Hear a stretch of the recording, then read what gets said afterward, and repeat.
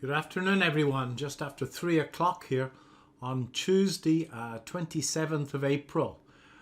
The American market has opened up tad down, and as you can see, the advances and the declines pretty much the same. And the short-term trend on VectorVest is up. The underlying trend is up. All the measures of the trend on VectorVest are up. Let's have a look at my holdings, and I'm very pleased with some of them, I must admit. I have these charted, I think, and there's Hortons is a particularly good example. Hortons is in a sector that's working exceptionally well. And the initial entry point was this spring phenomena that I keep talking about. Resistance, came back, tested, goes up, can't make a new high. Okay, call me a liar for a tick or two. And then it came down. It would have been so easy to have got in there, but in fact, markets came back and grabbed those orders that were down below those lows. And markets are not there to make us rich, folks. The principal objective of a market is to fill orders. The orders were down there, market came to the orders, and then we get this huge up day, and that was the day to get in. About 80, it was a lot of time to get in. You could have got in over a week there and you would have got about 80, and now it's moved up very strongly indeed. That's my 21-day moving average.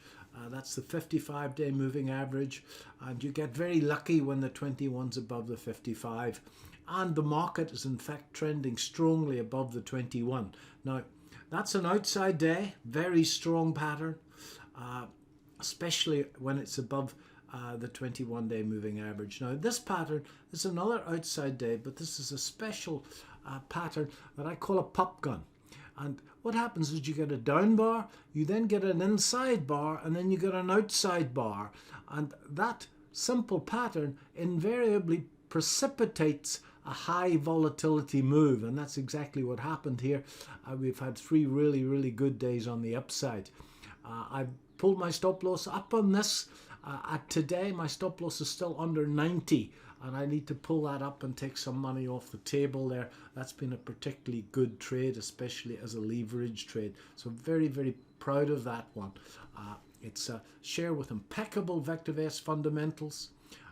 Undervalued, growing earnings strongly. It's in a really good sector. And for the last day or two, the market has been behaving itself, going the right way. So ticking all the boxes, you get very lucky indeed. So very happy with that. That's Applied Materials. You can see the spring here. You maybe got to look harder to see the spring.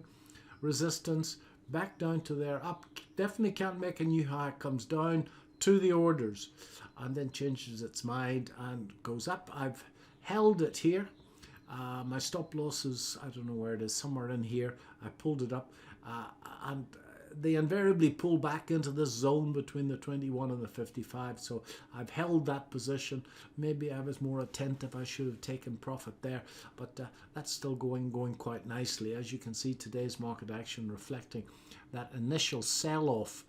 We'll look at that sell-off in a second on the intraday market. I'm hoping that's going to reverse very soon. That's apps, hanging in there in apps. That, of course, is again another example of a spring. I'm in this thing from across here and sweating. You do a lot of sweating in this business. That's Apple, and been in Apple for a while now. Lulu. Now, Lulu, I talked about the entry. The entry was done on a weekly chart, and I've been holding it now for the last week or so, maybe more, maybe 2 weeks, from the 320 level as it broke out of this little pattern. There is a strong momentum pattern on the weekly chart that I've talked about I think last Thursday or Friday, and it's moving up quite nicely. Moving averages are just about to cross here, so this is much more contrarian trade, and if the market does well, then I think this will do well. Nobody knows what's going to happen next. There is risk, there is reward, and folks, we have to accept the risk. I haven't got my stop loss up to entry in that. The stop loss is still underneath these lows. That's about 315. Risk relatively low. This is the GDX. Again, the trade was done based on a weekly chart. Believe it or not, the pattern on the GDX was exactly the same as the pattern on Lulu. So precious metals and yoga pants all saying the same thing at once. That's the SPX, the SP 500 today, and got a tough nut to crack around these 4180 level. I've been speaking about that level now for 2 weeks maybe. So I still think there's more upside in it. Another leg up here. There's an earnings week. We shall see. I bought another stock yesterday after the VectorVest Q&A, which is this little punt, which is a technical play. The fundamentals are awful. It's called Upstart. I couldn't resist it, as you can see. Put on volume here. We can see this gap up on huge volume, and then it pulled back. And I know you may think that I'm a one-track pony, but that one track has fed and watered me exceptionally well over the last few years. Again, resistance, up on huge volume, comes back, tests once, goes up, comes back to fetch the second lot of orders and moving up. Bought into it just at the open yesterday afternoon, just after the VectorVest Monday Q&A. I reported it in the Q&A. I have no idea what's going to happen next. The pattern, is the pattern going to work? Is the pattern not? Is it going to be the 60% of the patterns that work and the 40% that don't work? I don't know. All I know is that the pattern is right about 60% of the time. If the fundamentals were coming to the party, I would say it was right more than 60% of the time. But the VectorVest fundamentals, apart from this forecast earnings per share, which is rising. 3 months ago it wasn't, 4 months ago it wasn't making any money, and now it's making 20 American cents a share. So the fundamentals, earnings per share is rising, but the rest of the VectorVest metrics are not good at all. If they were good, then the hit rate would go up. But this is purely a technical trade on its own. If we have a look at the overall market, could have changed a bit since the last time I was here. Yesterday afternoon, again at the VectorVest Q&A, I reported that I traded the spring long just here. And as you can see, there's the market comes back and makes this double bottom here. There was resistance across here, and maybe it's more agricultural than the other ones that I spoke about. But I got into it here prior to the American Open, always dangerous. But I felt that was a good place to take a trade with virtually no risk, of 8 points of risk here, and managed to get made some money up into that high. This afternoon I'm tempted. I haven't done anything yet, but I see it's not a classic spring, but there is resistance, there is test, and now it's come down and run those stops. If I saw it break, if this 30-minute candle finishes here, it's got another 15 minutes to go. If it finishes as doji and then it breaks up through the high of the doji at 4185, then I would be tempted to have a long. Now, there was an up thrust here this morning that many people who are more aggressive than I, it's at 6 o'clock or 5 o'clock in the UK, could have shorted this market, but I only take the springs and up thrusts with the trend. If the trend on VectorVest, short-term trend on VectorVest is up, then I want to be buying springs, i.e. longs. If the trend on VectorVest is down, then I'm quite happy to take shorts. So sitting here waiting on confirmation. I could go to the 5-minute chart and look for confirmation there, but you can get confused easily by doing that. So I'm trading a 30-minute chart, and I'll look again after this video is over at about 3:30. So in the UK, the situation looking good. We're back on green on the colour guard. Short-term trend is up. The longer-term trend is up. We've got a confirmed up. The pointer's in the green. VectorVest saying everything is good. However, we got stopped out of one stock yesterday. At least I did. It pulled back. I should have got out of it quite a long time ago. So I took profits, gave back 15% in one share, Tristel, yesterday. What can you do? Okay, do absolutely nothing. Just shrug your shoulders.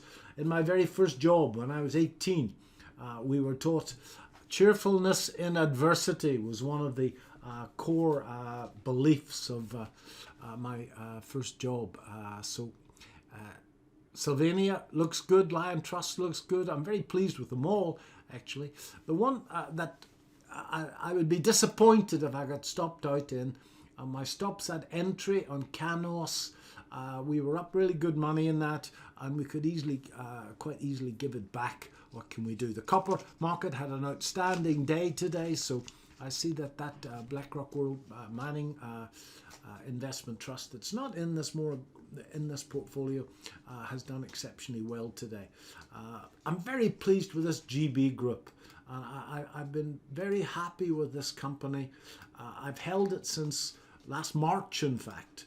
And as you can see, this level was always a worry when it got down to 8, but markets were just doing what markets do, folks.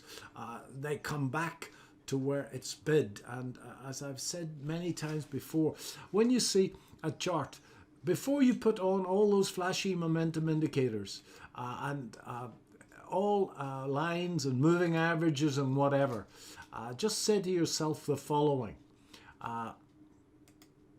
Where are the orders? And I assure you that the orders of the smart money will be sitting at support. So there's resistance, and all you got to do is to draw a horizontal line and you'll see where most of the orders will be. The big money would rather die than chase. So down around there, that's where the orders were. Now the orders could fail, and people keep asking me, how did I know it was going to go up from there? I just didn't. All I knew was that if I bought it at 8, okay, then I can put a tight stop loss and the darn thing either works or it doesn't. Again, folks, risk and reward. It's not the other way around. And I know the VectorVest subscribers in the UK are getting really, really fed up with me talking about risk. But it's my job to make you aware that risk is real and it needs to be managed. You shouldn't avoid risk, but it needs to be managed. Very happy with this little company. And if we go back to a year ago, hard to believe it's a year, but into this from 6 or 6 something, and it's now up 50%. Hasn't been easy going, but nevertheless, I've got a great deal of faith in this little company. Sylvania looks good. Those of you that want overexposure to mining, small miners, Jubilee looks excellent. Jubilee is both platinum and copper. And copper, as you know, as you probably know, made, I think, 10-year highs this morning. So has corn, so has soybeans. So those people that saying that inflation's going to go away haven't been looking at the numbers. So if we now look at an inflation barometer, we can look at gold. And gold, folks, this is an incredibly important level. I know I keep saying that. All levels, technical levels, are fought over, but this is an important level. That is 62% of this, and it's 38% of that, all coming together at that round number. Couldn't be much rounder than 1800, could it? I still think, folks, that we've got a pullback here. And I'm hoping, and hope is not a strategy, I know, not a word I should use, but I'm hoping to be able to add to gold stocks on a pullback. And I think that pullback will come, and it could easily come back to where? Well, if I was a betting man, I would say that if it does pull back, it's going to pull back to 62% of that, which is 1725, and that's sure going to scare the cats. I think that this 1800 level is really, really important. I haven't added to any gold stocks. I'm holding polymetal. I'm very happy with polymetal. I think that there is a big dividend coming soon. and that's what, a 5.5–6% dividend yield, which can't be sniffed at. So very happy to hold that. Been paid to wait, but haven't added. I am really getting quite aggressive, and I want to buy Pan-African Resources, and I've tied my little hands to the seat here, so I won't do it. But Pan-African Resources, in terms of fundamentals at the mine, and in terms of the harmonic pattern that it's showing, that I spoke about yesterday afternoon at the VectorVest Q&A, just looks outstanding. So a pullback to better levels in gold, or a nice big break up through that 1800. This is an incredibly important level in gold. By the way, folks, if you're not a gold type, precious metals type investor, then just leave it well alone.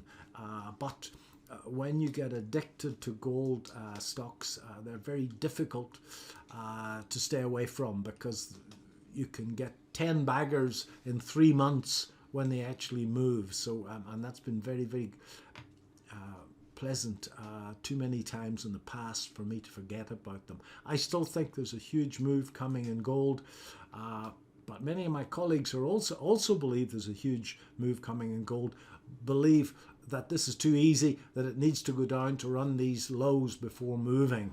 There's an awful lot of orders, they believe, bid down around those lows. So I'm hoping that's not the case. We're going to move from here, as you can see. We've got this fairly textbook flag at that 62% of this. I thought it was going to move there, it didn't. So let's just watch it. It's having a good day today, and gold stocks are up a little bit. As you can see from the American market, well, my GDX is up 0.8%. So it's hanging in there. Upstart is going well, up 5% on the day. It was up well yesterday, and Horton's has been great. So if we go back to the intraday market, we're still doing our best. So you can see this indecision that's coming out at this level, and it's gone down lower than I thought it would. I thought it would go to 78% of that. So I'm just sitting and waiting. This is an earnings week, an awful lot of news around, so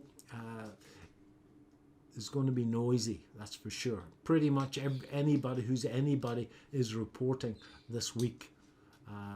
The VectorVest trends are up, and I'm positive. Thanks very much.